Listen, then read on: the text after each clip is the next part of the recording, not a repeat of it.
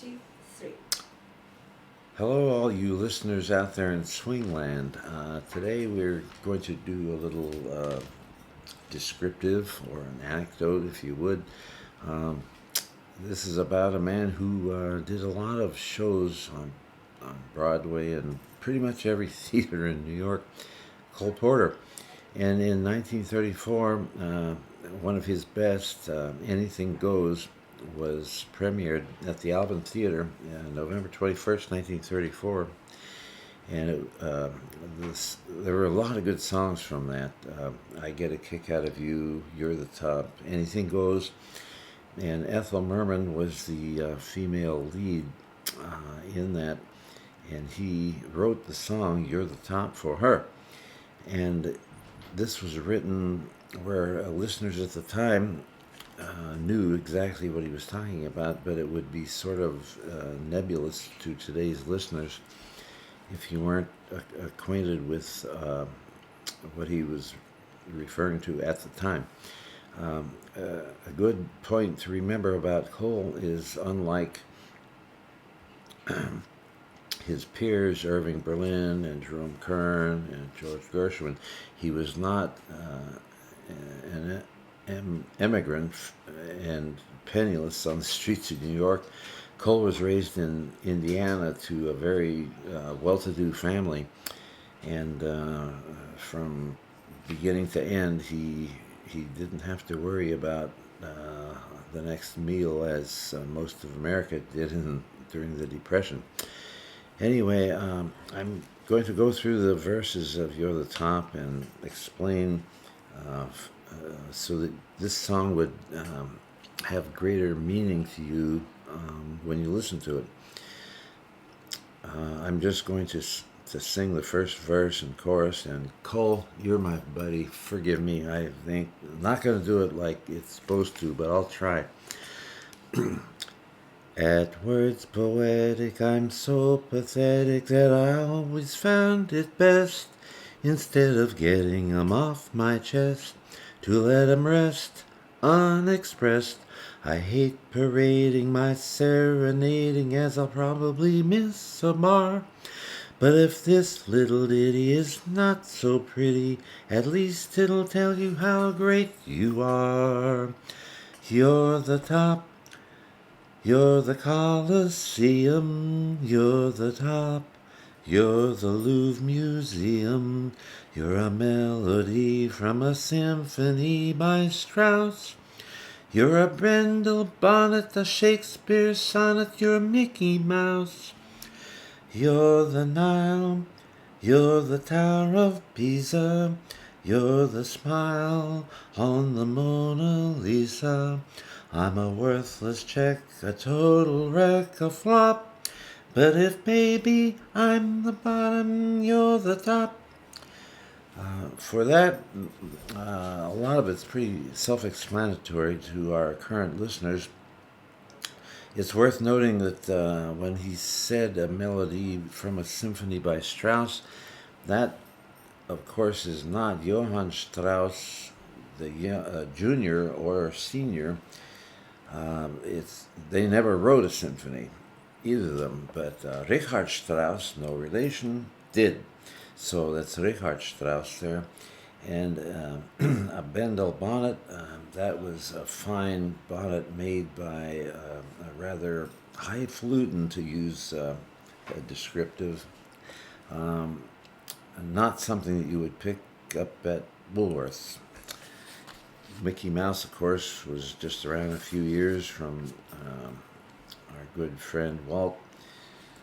And so we'll move to course number 2. You're the top, you're Mahatma Gandhi. You're the top, you're Napoleon Brandy. You're the purple light of a summer night in Spain. There are no purple lights at night in Spain. He wrote that just to kid us. You're the National Gallery, your Garbo salary, your cellophane. National Gallery, of course, is art museum in D.C. Garbo's salary was not trivial. MGM paid her about $480,000 a year, or about 9,000 a week, or about 300,000 per film. So the elusive Miss Garbo was not hurting. You're cellophane, you're sublime. You're a turkey dinner, you're the time of the Derby winner. I'm a toy balloon that's fated soon to pop, but if baby I'm the bottom, you're the top. Again, that's pretty self-explanatory. Cellophane hadn't been out that long. Pretty new way to wrap things. The third course, you're the top, you're an arrow collar, you're the top, you're a Coolidge dollar. 1934, when this was premiered, it was 1 year after the trough of the Great Depression. In 1933, 29.5% unemployment. So a quarter of the country was out of work. Arrow collar was, if you've seen pictures from World War I, say, where there's this stiff, high attached collar, it was a sign of rugged masculinity and style of a well-dressed man. You're the nimble tread of the feet of Fred Astaire. You're an O'Neill drama. You're Whistler's mama. You're Camembert. Self-explanatory, but Camembert is a creamy milk cheese that's made in Normandy in France. And Cole used to spend a lot of time in France. So you're Repose. You're Inferno's Dante. You're the nose of the great Durante. Yeah, the schnoz. He had a big nose, right? Another poor guy. His father, when they came from Italy, he said the streets of New York are not paved with gold, but by horse shit. And that was a very accurate thing for the common entertainer to be.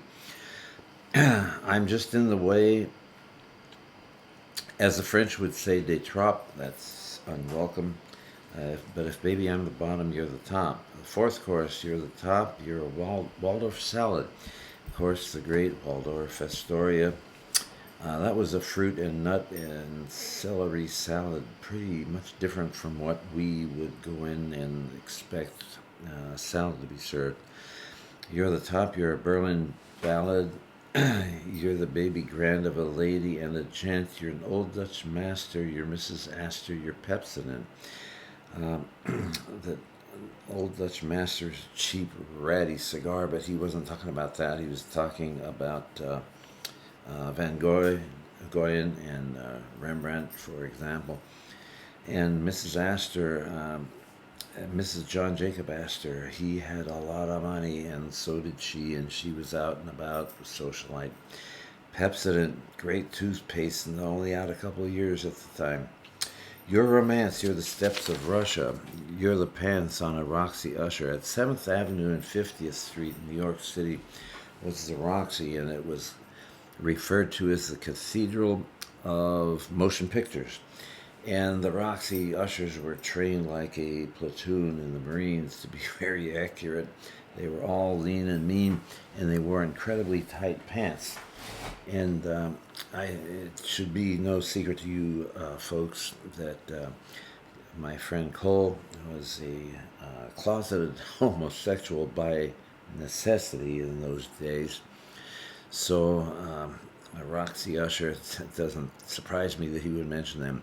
I'm a lazy lout that's just about to stop, but if baby I'm the bottom, you're the top. Fifth and final course. And there are more that he wrote and others wrote, but I do have a time limit here, and so we'll save that for another time. If any of you folks want that, I'll make it available on our site, www.swingmatism.com.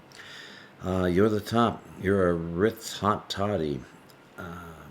You're the top. You're a Brewster body. The Ritz was, yes, a very expensive hotel in New York, but more expensive was the Ritz in Paris. And that was their specialty drink. And a Brewster body was a frame for Cadillacs, Packards, Bugattis, expensive cars. You're You're the boats that glide on the sleepy Zuiderzee, or Nathan Panning, your Bishop Manning, your Broccoli's. The Zuiderzee is an inland bay in the Netherlands. A lot of recreational use. Nathan Panning was a very famous drama critic, and if you got a bad review from Panning, it was still good because he noticed you. Bishop Manning, of course, was the Episcopal bishop at the Cathedral of St. John the Divine for many years. You go to Manhattan, everybody mentions St. Patrick's Cathedral. Well, Bishop Manning was a pretty big hitter too. Your broccoli, broccoli today is, one of the presidents said he hates it. He wasn't going to eat it. But back then, broccoli was a specialty that was not served in other than top restaurants. You're a prize, you're a knight at Coney, you're the eyes of Irene Bordoni. You talk about Betty Davis eyes in the song, that was mentioned in the rock song by, I guess, it escapes me. Irene Bordoni. Kim Carnes. Oh, Yeah. that's right, yes. Thank you. And Irene Bordoni was mostly featured in silent films, and she had very sultry, provocative eyes. I'm a broken doll, a folderol, a blop. Folderol is like a loser, an unwanted peripheral. But if baby, I'm the bottom, you're the top. So hopefully by describing what Cole was referring to, you'll gain a better understanding for him and the higher class society that he lived in. And he was not talked down or not appreciated by the many people who didn't know where the next meal was coming from, because he provided shows and this aura of something that was above and beyond what any depression could drag down the human spirit. The American people at the time liked to hear about the ritzy people, the upper class, and how it is riding a gravy train, so to speak. All right, we're going to go to our sponsors for some necessary announcements, and we'll be back in a bit. Thank you so much, Nina, our resident doctor of jazz.